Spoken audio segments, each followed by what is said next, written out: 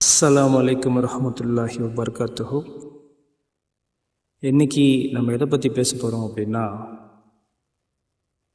Concentration miss ஆகாத அமல், தொழுகை.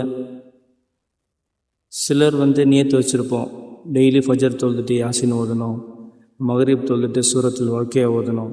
இப்படி ஒவ்வொரு தொழுகைக்கு பிறகும் அல்லாஹ் பாதுகாக்கணும். அல்லாஹ்வின் நல்லடியார்களை தவிர மற்ற யாரும் இந்த மாதிரி நியத்தெல்லாம் வைக்கிறதில்ல. எல்லோரும் சீக்கிரமாக அல்லாஹ்வின் நல்லடியார்களை ஆறத்துக்கு துவா செய்கிறேன். நீங்களும் துவா செய்யுங்க. முக்கியமான விஷயம் என்ன அப்படின்னா, தொழுகை ஒரு விஷயம் நல்லா மனசில் எப்பவுமே பதிய வச்சுக்கோங்க. தொழுகிறோம் அப்படின்னா நம்ம அல்லாஹ்ட்ட பேசுகிறோம், குர்ஆன் ஓதுகிறோம் அப்படின்னா அல்லாஹ் நம்மகிட்ட பேசுகிறான். இந்த ஒரு விஷயம் எப்போயுமே மைண்டில் வச்சுக்கோங்க. இதுலேருந்து எப்போயுமே கான்சன்ட்ரேஷன் மிஸ் ஆகக்கூடாது. நம்ம அல்லாஹ்ட்ட பேசினாலும் சரி, அல்லாஹ் நம்மகிட்ட பேசினாலும் சரி, இது ரெண்டுமே இந்த உலகத்திலே மிகப்பெரிய விஷயம்.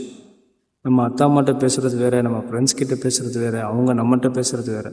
படித்த ரப்புல் ஆலமீன்கிட்ட நம்ம கான்வர்சேஷனில் இருக்கோம், நம்ம பேசுகிறோம், நம்ம அவன்கிட்ட பரிமாறிக்கிறோம் நம்ம உணர்வுகளை, நம்மளுடைய துவாக்களை எல்லாத்தையுமே. அப்படிங்கும்போது அதில் எப்பயுமே கான்சன்ட்ரேஷன் மிஸ் ஆகக்கூடாது. முக்கியமாக எல்லாத்தையும் சொல்கிறேன், தொழுவ வரவங்க முதல் சஃபில் நின்று முடிந்த அளவுக்கு தொழுவ ட்ரை பண்ணுங்கள். வேலை இருக்குது, நம்ம வேணும்னே சில பேரில் முதல் சஃபை அவாய்ட் பண்ணிட்டு காமத் சொல்லி முடிக்கிற வரைக்கும் உட்கார்ந்ததை விட்டு எந்திரிக்க மாட்டாங்க. அப்படி இருக்காதீங்க. முதல் சஃபில் போங்க, அல்லாஹ்ட்ட முன்னாடி போங்க, அல்லாஹ்ட்ட துவா செய்யுங்க. நீங்கள் கேட்டதெல்லாம் நிறைவேற்றி தருவான் அல்லாஹ். அதுக்காண்டி ரெண்டாவது சஃபில் இருக்கிறவங்களுக்கெல்லாம் துவாலாம் ஏற்றுக்க மாட்டானா அப்படின்னு கிடையாது. ட்ரை பண்ணுங்கள், அவ்வளோதான். வேணுன்னே அவாய்ட் பண்ணாதீங்கன்னு நான் சொல்ல வரேன். ஸோ தொழுகையிலிருந்தோ இல்லை குர்ஆன் ஓதுறதுலேருந்தோ உங்களுடைய நினைவுகளை சைத்தான் கெடுக்காமல் பார்த்துக்கங்க. அதில் தான் முழுக்க முழுக்க நமக்கு நல்லது இருக்குது. நம்ம அப்படியே ட்ராக் டைவர்ட் ஆகி போய்டும். நமக்கே தெரியாது அஜரத்து என்ன தொழுகிறாங்க, எத்தனாவது ரக்காய் தொழுகிறாங்க நமக்கே தெரியாது.